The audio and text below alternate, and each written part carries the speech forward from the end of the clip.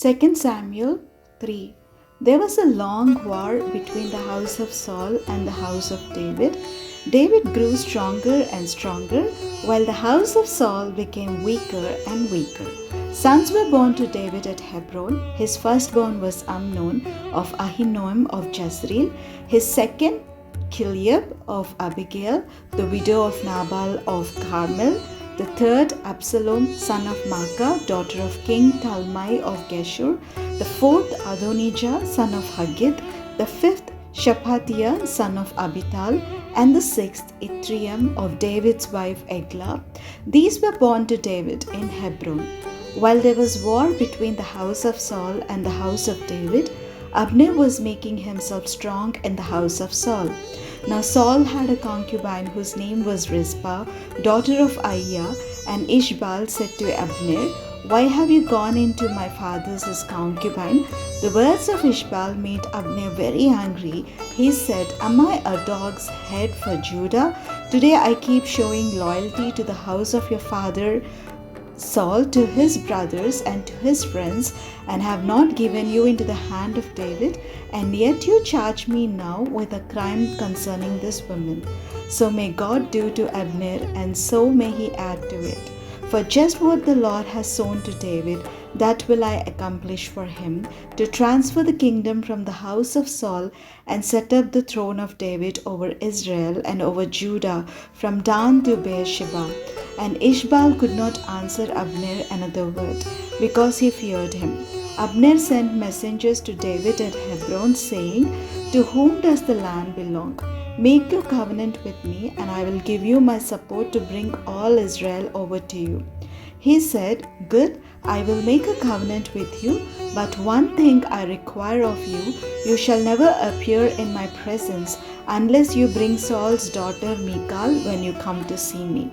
Then David sent messengers to Saul's son Ishbaal, saying, "Give me my wife Michal, to whom I became engaged at the price of 100 foreskins of the Philistines." Ishbaal sent and took her from her husband Paltiel, the son of Laish, but her husband went with her, weeping as he walked behind her all the way to Bahurim. Then Abner said to him, "Go back home." So he went back. Abner sent word to the elders of Israel, saying, "For some time past you have been seeking David as king over you. Now then bring it about, for the Lord has promised David, 'Through my servant David I will save my people Israel from the hand of the Philistines and from all their enemies.'" Abner also spoke directly to the Benjaminites. Then Abner went to tell David at Hebron all that Israel and the whole house of Benjamin were ready to do. When Abner came with 20 men to David at Hebron, David made a feast for Abner and the men who were with him. Abner said to David, "Let me go and rally all Israel to my lord the king, in order that they may make a covenant with you, and that you may reign over all that your heart desires." So David dismissed Abner, and he went away in peace. Just then the servants of David arrived with Joab from a raid, bringing much spoil with them. But Abner was not with David at Hebron, for David had dismissed him, and he had gone away in peace.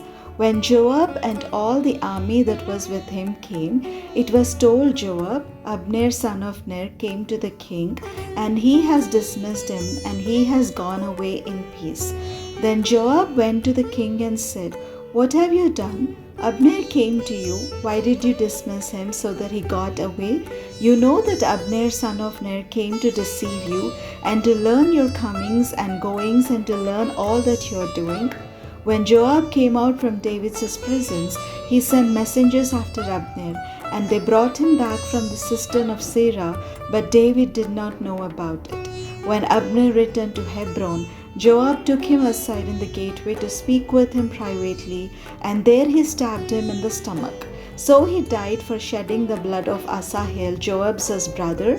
Afterward, when David heard of it, he said, I and my kingdom are forever guiltless before the Lord for the blood of Abner son of Ner.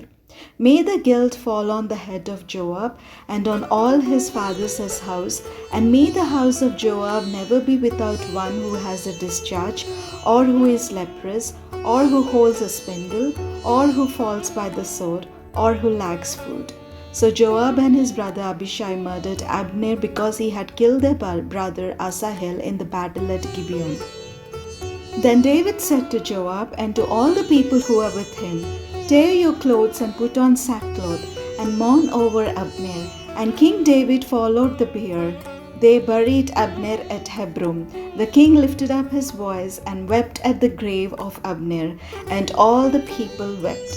The king lamented for Abner, saying, Should Abner die as a fool dies? Your hands were not bound, your feet were not fettered. As one falls before the wicked, you have fallen. And all the people wept over him again. Then all the people came to persuade David to eat something while it was still day. But David swore, saying, So may God do to me, and more, if I taste bread or anything else before the sun goes down. All the people took notice of it, and it pleased them, just as everything the king did pleased all the people. So all the people and all Israel understood that day that the king had no part in killing of Abner son of Ner. And the king said to his servants, Do you not know that a prince and a great man has fallen this day in Israel? Today I am powerless, even though anointed king. These men, the sons of Zeruiah, are too violent for me. The Lord pay back the one who does wickedly in accordance with his wickedness. 2 Samuel 4. When Saul's son Ishbaal heard that Abner had died at Hebron, his courage failed and all Israel was dismayed. Saul's son had two captains of raiding bands. The name of the one was Baanah and the name of the other Rechab. They were sons of Rimmon, a Benjaminite from Beeroth, for Beeroth is considered to belong to Benjamin. Now the people of Beeroth had fled to Gittaim and are there as resident aliens to this day. Saul's son Jonathan had a son who was crippled in his feet. He was 5 years old when the news about Saul and Jonathan came from Jezreel. His nurse picked him up and fled, and in her haste to flee, it happened that he fell and became lame. His name was Mephibosheth. Now the sons of Rimmon, the Beerothite, Rechab and Baanah set out, and about the heat of the day they came to the house of Ishbaal. While he was taking his noonday rest, they came inside the house as though to take wheat, and they struck him in the stomach. Then Rechab and his brother Baanah escaped. Now they had come into the house while he was lying on his couch in his bedchamber. They attacked him, killed him, and beheaded him. Then they took his head and travelled by way of the Arabah all night long. They brought the head of Ishbaal to David at Hebron and said to the king, Here is the head of Ishbaal, son of Saul, your enemy who sought your life. The Lord has avenged my lord the king this day on Saul and on his offspring. David answered Rechab and his brother Baanah, the sons of Rimmon the Beerothite, As the Lord lives, who has redeemed my life out of every adversity, when the one who told me, See, Saul is dead, thou thought he was bringing good news, I seized him and killed him at Ziklag. This was the reward I gave him for his news.